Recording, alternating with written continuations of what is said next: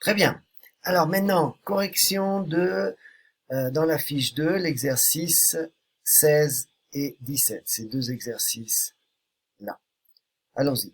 Donc, on vous demande au début, ici, déterminer les éventuelles valeurs interdites des expressions suivantes. Et donc, qu'est-ce qu'on peut avoir comme valeur interdite? On sait que c'est quand, dans un quotient, le dénominateur est nul. Donc, ici, j'ai effectivement un quotient, 4x plus 1 sur 3 moins x. Si je cherche les valeurs interdites, j'aurai 3 moins x qui doit être différent de 0. Oui, on résout ça comme une équation. Alors, il y en a qui ça ne leur gêne pas d'avoir les x à droite, ce qui effectivement n'est pas gênant, il suffit d'ajouter x dans chaque membre, et il y en a que ça les gêne, et alors effectivement on peut aussi enlever 3 dans chaque membre, et ensuite multiplier par moins 1. Moi je pense, j'espère que ça vous gêne pas, que le plus facile c'est de ajouter x,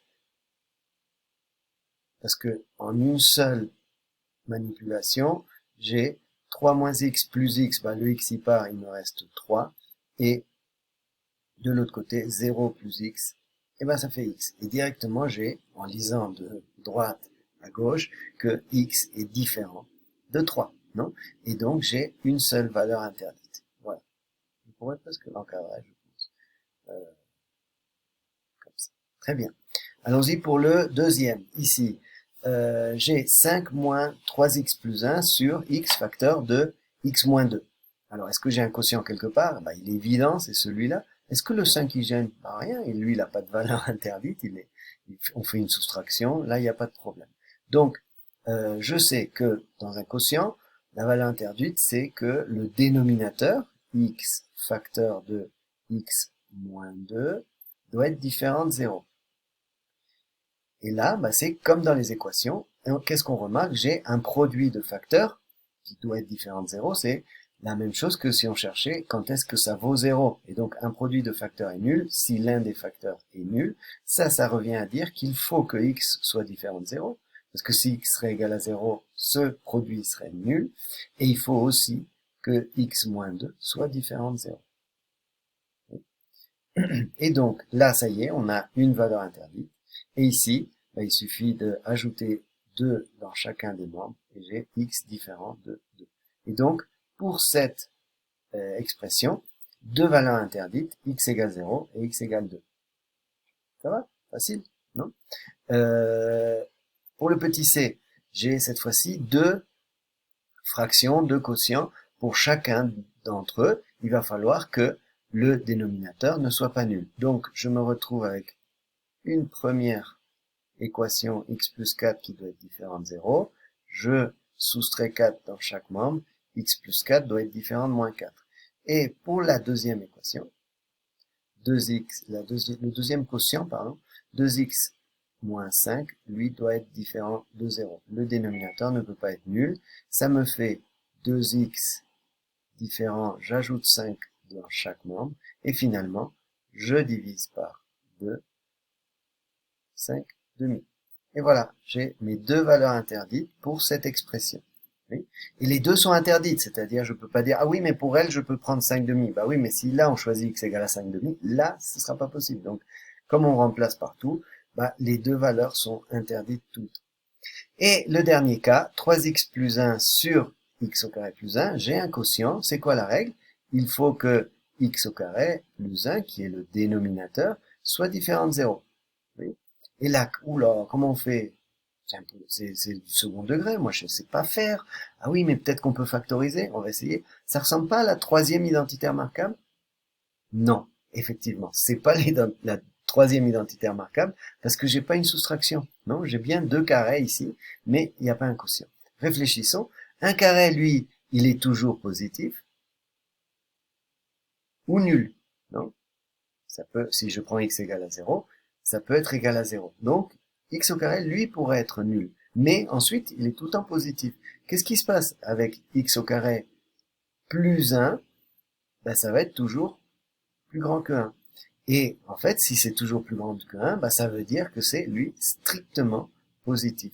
cette chose ne peut jamais être égale à 0 puisque j'ai quelque chose de positif auquel j'ajoute 1. Alors il pourrait lui être nul, mais en rajoutant 1, bah voilà, c'est impossible. Et donc, pas de valeur interdite. Pas de valeur interdite. Si vous y croyez pas, on a deux choix. On pourrait tracer cette fonction et voir est-ce qu'à un moment elle coupe par 0. Ou voilà, vous faites aussi des essais, mais avec moins 1000, ben oui, mais moins 1000 au carré, ça va devenir 1 million positif, plus 1, ben, c'est largement positif, non? Donc, peu importe les valeurs qu'on prend, peut-être des valeurs entre 0 et 1, je sais pas, 0,5, bah oui, mais c'est positif, au carré c'est positif, plus 1. Je veux dire, ça peut pas faire 0, et ainsi de suite. Vous pouvez faire des essais si vous doutez vraiment. Ok, passons à l'exercice 17. Et c'est ce qui nous concerne le plus, ça c'est juste un entraînement d'une partie de la résolution d'équations lorsqu'on a un quotient nul. Alors là, on a la chance, c'est que des quotients nuls. On a déjà fait, disons, la moitié du boulot parce que c'est déjà égal à 0. Si ce serait pas égal à 0, c'est nous qui devrions le faire égal à 0. Ici, j'applique ma règle. Donc, deux choses. Il me faut deux choses. Un quotient est nul si le numérateur est nul, c'est-à-dire 4x plus 1 égale 0, et si 3 moins x est différent de 0.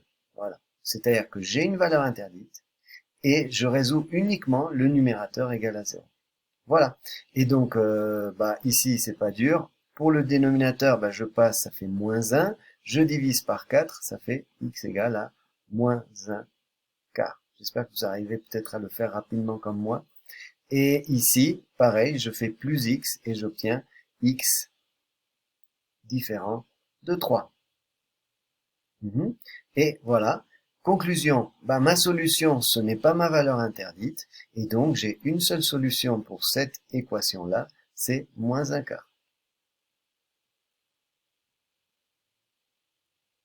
Oh, mais en fait c'est facile. Bon, allons-y. Évidemment, à chaque fois, on peut rajouter des complications. J'ai un quotient qui est nul. Deux choses. Il faudrait que le numérateur soit égal à 0. Ça, c'est impossible. 2 n'est pas égal à 0. Non. 2 est en fait différent de 0. Et x plus 1 doit être différent de 0. Bon, ça nous donne x différent de moins 1. Mais de toute façon, qu'est-ce qui se passe?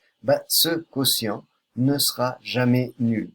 Il n'y a pas de solution. Vous vous rappelez qu'on met... Ah, je crois qu'on met sans les accolades.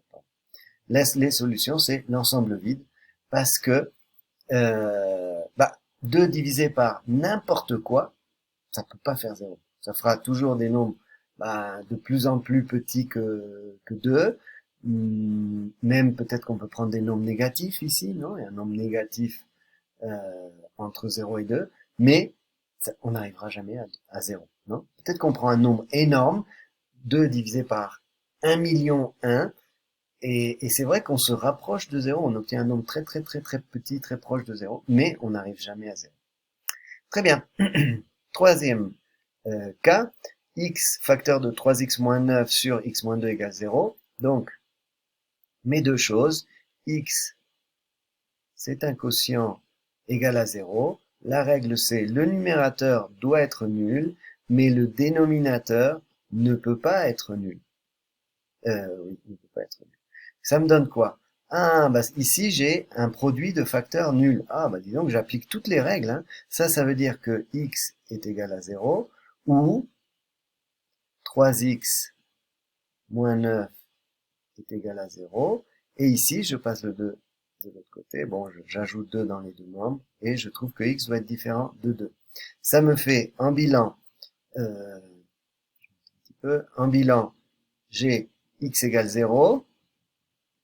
Ici, je résous, je fais plus 9 dans les deux membres et je divise par 3. Et 9 divisé par 3, ça fait 3. Et ici, j'ai x différent de 2. Voilà, mes solutions ne sont pas la valeur interdite. Et donc, j'ai deux solutions pour cette équation, 0 et 3. Voilà. 0 et 3, j'ai le droit de remplacer x par 0 ou par 3. Et dans les deux cas, j'obtiendrai 0 divisé par quelque chose et ça fera 0. Le dernier, on y arrive. Encore une fois, un quotient nul, allons-y. Deux choses, il faut que 4 moins x au carré soit égal à 0 et que x soit différent de 0. Ok, comment je fais là, cette équation 4 moins x au carré, encore une fois un carré, c'est pas une équation du premier degré, qu'est-ce que je... Ah, c'est mon identité, remarquable, numéro 3. Heureusement que je connais très bien mes identités. Vous voyez comment elle revient très souvent celle-là. C'est 2 au carré moins x au carré. Donc c'est 2 moins x, facteur de 2 plus x égale 0. Bon, je garde encore mon autre condition qui est x différent de 0. Je continue. Un produit de facteurs est nul si l'un des facteurs est nul. Ça me donne 2 moins x égale 0 ou 2 plus x égale 0. Et finalement, x différent de 0. Et alors, qu'est-ce qu'on obtient? La première, j'ajoute x des deux côtés et j'obtiens x est égal à 2. Et dans la deuxième, j'enlève 2 de chaque côté et j'obtiens x égale moins 2. Et ma valeur interdite, c'est 0. Aucune des solutions, c'est la valeur interdite, donc je peux les prendre toutes les deux. S égale moins 2, 2. Et voilà, on a fini de résoudre 4 équations quotient nul. J'espère que ça vous a aidé à bien comprendre comment ça marche, ce genre d'équation. Voilà, et j'insisterai jamais suffisamment pour vous dire que vous devez super bien connaître vos identités remarquables pour pouvoir résoudre ces équations. Allez, ciao!